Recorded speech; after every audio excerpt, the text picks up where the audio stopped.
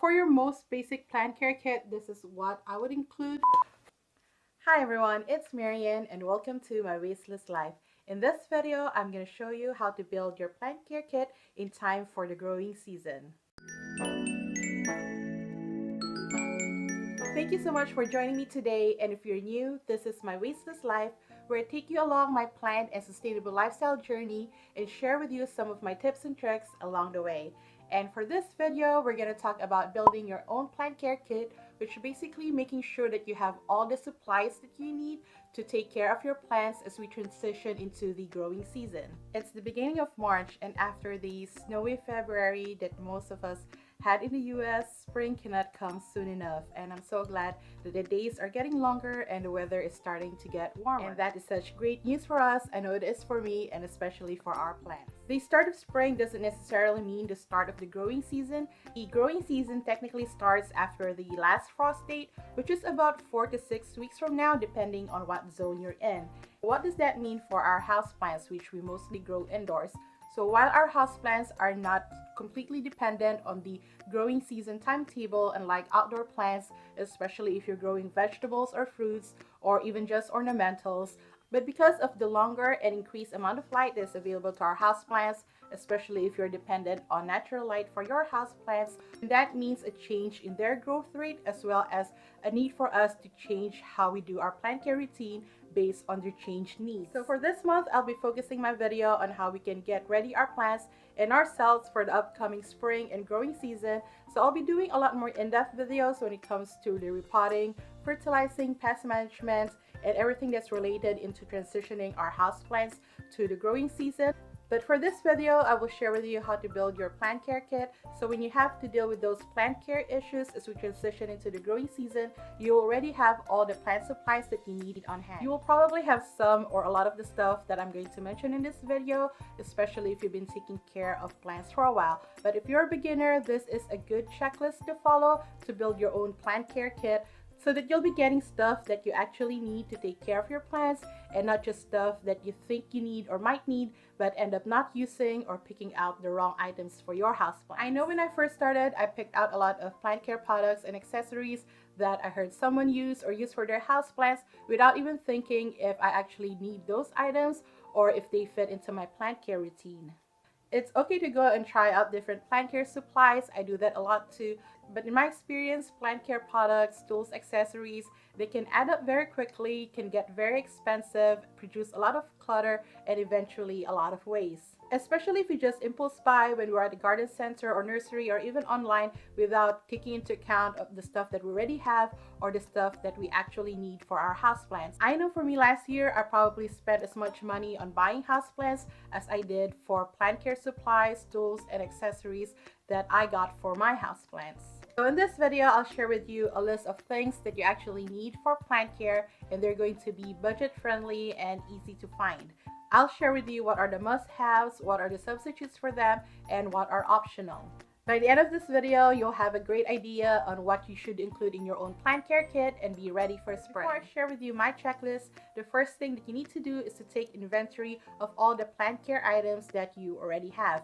So gather all your plant supplies, accessories, and tools, write them down, and make a list of everything that you have and how much. You can categorize each item as you go along to make it more organized, but it's not really necessary. What's important is for you to be aware of what items you already have and how much. And after you do your inventory, you can compare your list against the plant care kit checklist that I'm about to share with you and see what items you actually need to buy and when. For some of the items, you might have already have them, but not a lot. But that doesn't mean you should go and buy them right away. I don't really recommend stocking up on plant care items because plant care items, for most of them, they do last very long. So stocking them up, in my opinion, is just a waste of money and just takes up a lot of space. To build or create your plant care kit, there are three main categories that will cover everything that you need to transition your plants into growing season, which is supplies for repotting, fertilizing, and pest management. And there's a fourth category for tools and accessories, but for me personally, I think that's optional. They can be great additions that will likely make your plant care routine a lot easier, but not everybody needs them, or they're not items that you really need to get right now. And speaking of taking inventory of plant care items that you already have, I did mine before I started filming this video, so I have most of my supplies over here as well as in this bag. So I'm gonna go through them as I share with you my checklist video. I would share with you a basic plant care kit that contains all the items that you need to transition your plants into the growing season. No more, no less, and no matter where you are, you're likely going to be using all those items for your plant care needs. We head to the spring and growing season. The first thing people think about is repotting our plants. The start of the growing season is the best time to repot our plants if they do need repotting. So for the repotting category, there are 4 things that you would need: a potting medium, a soil amendment, a soil treatment, and your planters. When it comes to choosing a potting medium, I always recommend to beginners to just get the indoor potting mix that they can find very easily at any garden center or nursery, wherever they get their plant supplies. Any indoor potting mix can be used for most, if not all, of our houseplants, and like I said, they're very easy to find and also very affordable. But if you're one of those plant parents who like to create their own soil mix, there are a lot of other potting mediums that you can choose from, and the most common or most popular one is peat moss, sphagnum moss, and coco coir. And the next repotting item you need is something for soil aeration. So this could be pumice, perlite, vermiculite, orchid bark, so anything that would give your soil increased drainage. I personally would just recommend getting perlite, which I have in this container, because this is the easiest to get and it's relatively cheap. You could experiment with pumice or vermiculite or orchid bark if you would like, but they pretty much do the same thing, which is to increase drainage and provide soil aeration. And the third one is a soil treatment that you would use to flush your houseplants or treat the current soil of your houseplants and rid it of any pests or bacteria, especially fungus gnat eggs. And that usually means hydrogen peroxide, which is what I use to flush my houseplants. Others use mosquito bites and diatomaceous earth. I don't use either one of those because I have pets. So any plant supplement that I suspect that might be toxic to my dog that can be easily within his reach, I try not to add it to my plants, whether on the soil or on the foliage of the plant. And the last thing on the repotting category is planters. It could be your nursery pots, your cash pots, your decorative pots, terracotta pots. I do suggest making a list of what size and what type of planter you actually need, so you're not impulse buying planters, you're getting the planters that you actually need for your houseplants. And the next category is for fertilizing, and I think this is the plant product that we spend a lot of money on unnecessarily, because we tend to give our plants too many different types of nutrients when really they only need is one. For fertilizers, there's usually 2 things that houseplant people that like to buy. One that we add to the soil and one that we add to the water we use to water our plants. And many houseplant people like to apply both types of fertilizers, maybe even more, and I myself is guilty of that too, but it is really unnecessary. You just have to pick one or the other. You don't have to do both. When it comes to liquid fertilizers, there are plenty to choose from, but I often recommend just getting one that has the NPK ratio of 3:1:2, which is the ideal NPK ratio for our houseplants. But anything within that range is perfectly fine for your houseplants. And most of our houseplants, since we take care of them mostly for their foliage, you want to get one that is a little bit higher on the nitrogen content as opposed to the phosphorus or the potassium content. And you can have something that is granular like this as well, which you can add to the water and it will dissolve. And usually you only need a 1/4 teaspoon because this type of fertilizer is very strong, especially compared to the organic fertilizers. And this one is from Miracle-Gro. I just transferred it into a glass container, and this one is for my orchids. NPK ratio for this one is a little bit higher, but it's still higher on the nitrogen side, so I might be able to use it on some of my houseplants that also flower. Here I have Epsom salt. This is mainly for a plant supplement that I use in between fertilizing. This one alone is not enough to provide nutrients for your houseplants, but it's not a must. This is highly optional. You don't have to get this, but I figured most of us have Epsom salt already in our household, so if you have them, you can use them on your houseplants. And this one is Super Thrive. I did transfer it into this bottle with a medicine dropper, so it's easier to add it to the water because you only need about a drop of this. I love using this on my propagations on the plants that I have in Leica, and also to create a foliage spray using the Super Thrive. And for actual liquid fertilizer, the one that I've been using for the past year is this Fish Emulsion fertilizer. This is great. This is very popular, a good organic fertilizer for your houseplants. But what I don't like about it is it stinks so much. So I still do have quite a bit of it though, so I'm still gonna use it until I finish it up. But I'm looking into trying a different liquid fertilizer that doesn't stink, at least for the plants that I have in my bedroom.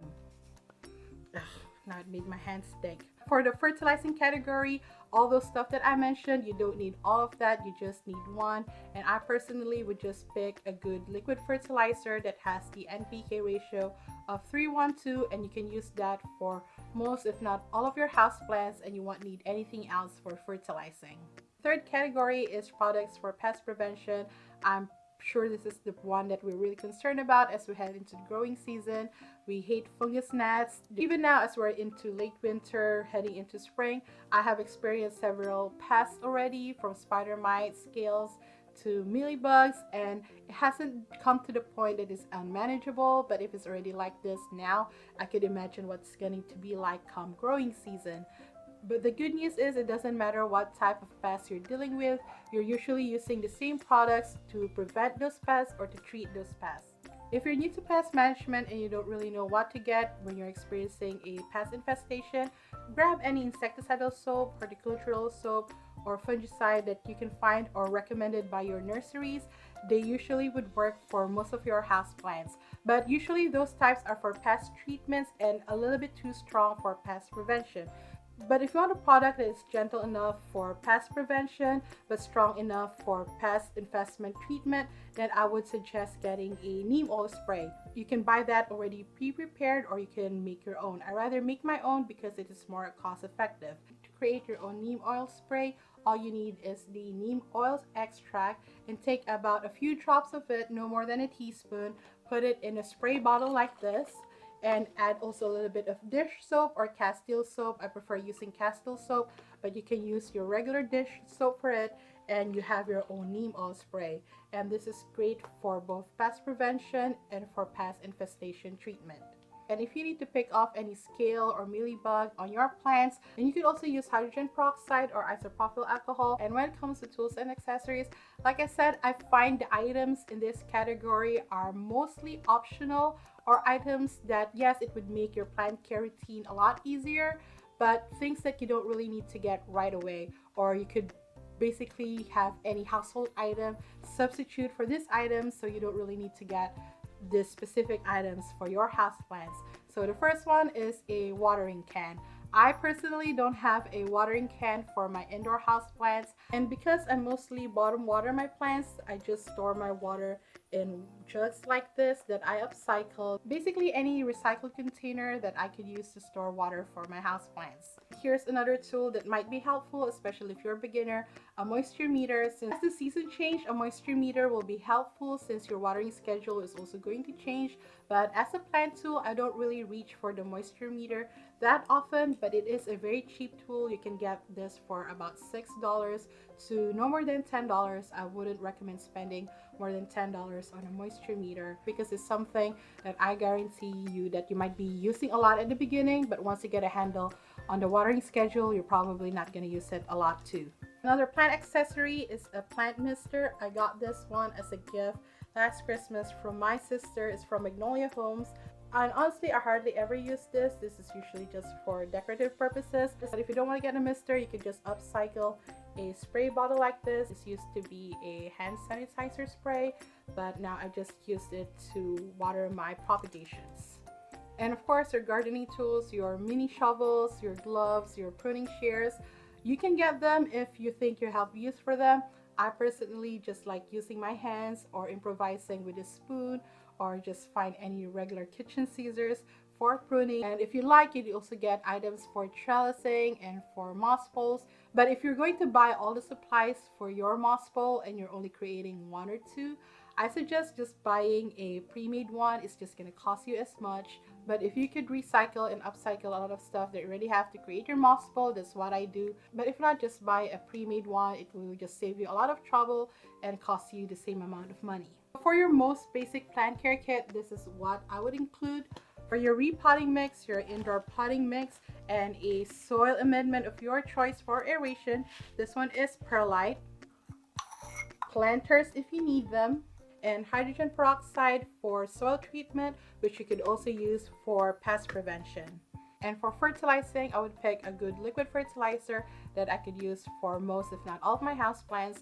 And a good example of that would be the fish emulsion fertilizer. This can be used for any of your houseplants, but be warned, it does stink, so you might get another liquid fertilizer that doesn't have the same smell, and there's a lot of options that you could choose from.